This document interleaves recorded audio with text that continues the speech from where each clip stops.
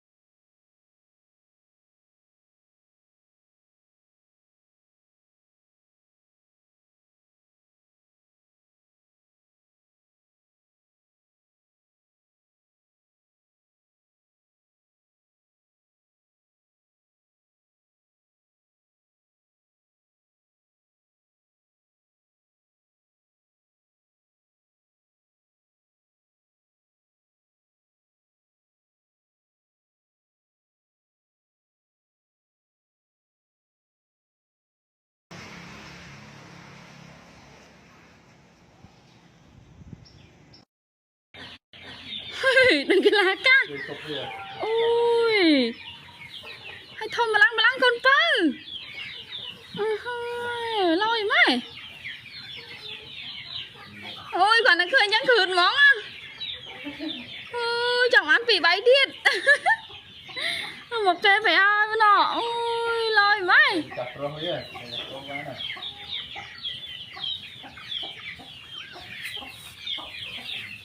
một cây này mới chật đấy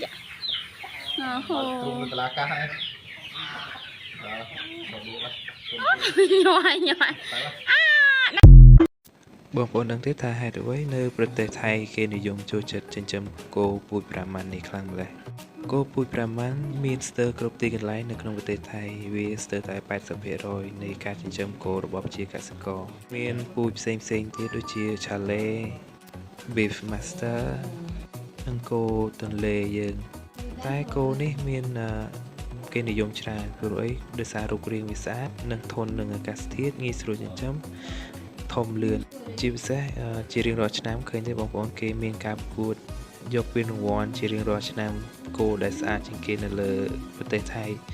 ហើយនៅពេលដែលគេប្រកួតឈ្នះគោនោះនឹងល្បីដល់ពេលគោគេល្បីការលក់ sperm ឬក៏ទឹកមេជីវិតរបស់គោនោះនឹងលក់ដាច់ទៅតាមនឹងដែរបងប្អូនហើយការលក់ទឹក sperm នេះធ្វើឲ្យប្រជាកសិករនៅថៃរកចំណូលបានច្រើនមែនទែនក្នុងមួយឆ្នាំទៅក្រោយខ្ញុំនឹងណែ Hello what is your name Momo oh Momo where you come from Korea Hancock មក Challenge គាត់ចៃភាសាកូរ៉េ